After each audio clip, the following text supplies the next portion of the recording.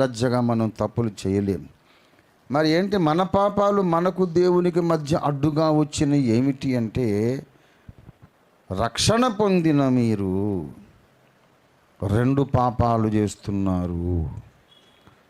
అదేమిటంటే 14వ వచనం, న్యాయమునకు ఆటంకము కలుగుచున్నది, నీతి దూరమున నిలుచుచున్నది, సత్యము సంత వీధిలో పడి ఉన్నది, ధర్మము లోపల ప్రవేశింపనేరదు, సత్యము లేకపోయెను, చెడుతనము విసర్జించువాడు అంటే నిర్దోషి దోచుకోబడుతున్నాడు,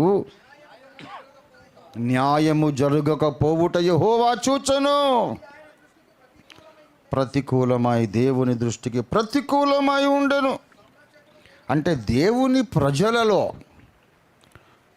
శిలువ యజ్ఞము ద్వారా రక్షణ పొందిన వాళ్ళలో 53 తర్వాత వచ్చింది 59.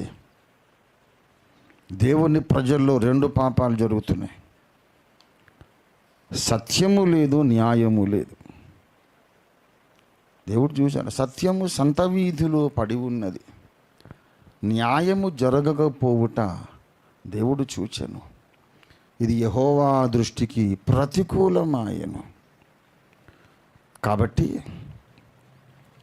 ఇప్పుడు జీవము గల దేవుని నమ్మకమైన సేవకుడుగా తన్ను తాను ప్రతిష్ఠించుకున్నటువంటి ఆది సంభూతుడు ఆయన ప్రతిష్ఠించుకున్నాడు.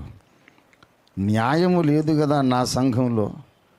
53వ అధ్యాయంలో నేను అన్యాయపు తీర్పు నుండి నన్ను నేనే అపరాధ పరిహారార్థ బలి చేసుకొని ఒక సంఘమును సంపాదించుకుంటే, సంఘం లోపలే ఇప్పుడు న్యాయము లేదు కదా. గనక న్యాయమును స్థాపించడానికి నేను పూనుకుంటున్నాను అని ప్రభు మాట్లాడుతున్నాడు. సంఘములో న్యాయము జరగాలి. ఇంకా చాలా దూరం వెళ్తుంది సబ్జెక్ట్. సంఘములో న్యాయం అంటే ఏంటో తెలుసా? ఒక విశ్వాసికి న్యాయం చేయాలి. నిజమే. అంతకన్నా ముందు లేఖనాలకు మనము న్యాయము చేయాలి. బైబిల్కు మనం చెప్పే వ్యాఖ్యానాలు న్యాయంగా ఉండాలి. మన బోధలలో న్యాయం ఉండాలి. సంఘ పరిపాలనలో న్యాయం ఉండాలి. వాక్యమును న్యాయముగా వ్యాఖ్యానించకపోతే పుట్టేవే దుర్బోధలు. దేవుని వాక్యం నా చేతికి దొరికింది కదా అని అడ్డగోలుగా ఇష్టానుసారంగా వ్యాఖ్యానాలు చేస్తూ ఉంటే దుర్బోధలు పుట్టుకొస్తాయి. ఒళ్ళు దగ్గర పెట్టుకొని గడగడలాడుతూ పవిత్రమైన దైవ భయముతో మోకరించి కన్నీళ్లతో ప్రార్థన చేసి ప్రతి వాక్యమును బైబిల్లోనే ఉన్న ఇంకొక వాక్యముతో వ్యాఖ్యానిస్తూ జాగ్రత్తగా మనం 2-3 సాక్షుల నోట 2-3 లేఖన వచనాల ద్వారా ప్రతి అభిప్రాయము స్థిరపరుచుకుంటూ మన బోధలను మనం తయారు చేసుకోవాలి. అది అపొస్తలిక బోధగా ఉండాలి. దేవునికి స్తోత్రం కలుగునుగాక. న్యాయము సిద్ధాంత విషయాల్లో జరగాలి. ప్రతి క్రైస్తవ భర్త తన భార్యకు న్యాయం చేయాలి. ప్రతి క్రైస్తవ స్త్రీ తన భర్తకు న్యాయం చేయాలి. పిల్లలు తమ తల్లిదండ్రులకు న్యాయం చేయాలి. క్రైస్తవ తల్లిదండ్రులు పిల్లల పట్ల బాధ్యత న్యాయంగా నెరవేర్చాలి. దేవుడు చూస్తున్నాడు. ఎక్కడైతే న్యాయము భంగమైందో ఇది నా దృష్టికి ప్రతికూలం అంటున్నాడు ఆయన. ఈ పాపం అడ్డం వస్తుంది. మన ప్రార్థనలు దేవునికి చేరకుండా. ఆయన చెవులు మందము కాలేదు, ఆయన హస్తము కురుచ కాలేదు, కానీ ప్రార్థనలు అక్కడ చేరడం లేదు. క్రైస్తవులు న్యాయాన్ని పట్టించుకోకుండా అన్యాయానికే తెగించి బ్రతుకుతున్నారు. బరి తెగించి అన్యాయాలు చేస్తున్నారట.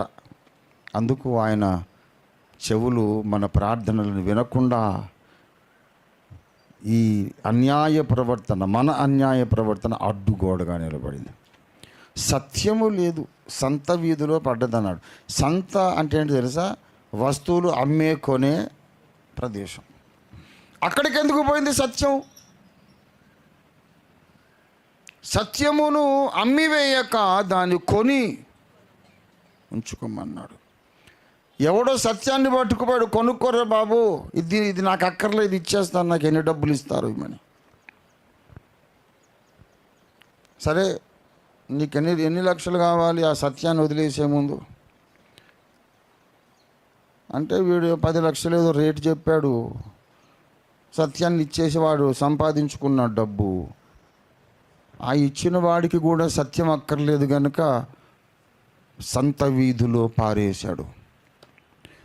వాడిని సత్యానికి దూరం చేయడమే వాడికి గురి, అంతేగాని సత్యం కావాలని కొనుక్కోలేవాడు. అమ్మినవాడు అమ్మేశాడు, కొన్నవాడు నేలను పడేశాడు. సత్యము సంత వీధిలో పడి ఉన్నది.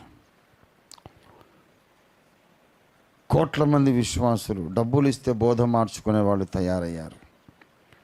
దేవుని సేవకులు డబ్బులు ఇస్తే బోధ మార్చుకునే వాళ్ళు తయారయ్యారు. సత్యము సంత వీధిలో పడింది. కానీ ఉపవాస ప్రార్థనలు అయితే జరుగుతూనే ఉన్నాయి. ఆయనకు వినబడ్డంలే. ఏంట్రా ప్రార్థనలు మొదలుపెట్టారు? నేను మీకు అప్పగించిన సత్యాన్ని ఏం చేశారు? నేను మీకు అప్పగించిన ఉద్యమాన్ని ఏం చేశారు? మీకు అప్పగించిన బాధ్యతలు ఏం చేశారు? పడి ప్రార్థనలు చేస్తారేమిటి? సత్యాన్ని ఏమో సంత వీధిలో దులిపేశారు. ప్రభునందు ప్రియులారా, ఈ రెండు ఆయనకు కావాలి. ఎవరికి? జీవము గల దేవుని నమ్మకమైన సేవకుడైన ఆది సంభూతునికి కావాలి. భూమి మీద న్యాయమును స్థాపిస్తాడు, సత్యమును స్థాపిస్తాడు. మొదట ఎక్కడ? సంఘములో, తర్వాత భూమి మీద. క్రైస్తవ సంఘములన్నిటిలోనూ సత్యాన్ని స్థాపించి న్యాయాన్ని స్థాపించే మహత్తరమైనటువంటి దైవ కార్యములో దేవుడు నిన్ను నన్ను పిలిచాడు, సైనికులుగా నిలబెట్టాడు. ఆసక్తి ఉందా? నాకైతే ఉందండి. ఈ వయసులో, ఈ ఆరోగ్య పరిస్థితిలో ఏ మాత్రము నాలో ఆసక్తి తగ్గలేదు, ఇంకా పెరిగింది. నేనేం అలసిపోలే. ఇంకొక 100 ఏళ్ళైనా పోరాడుతాను దేవుడు నాకు టైం ఇస్తే.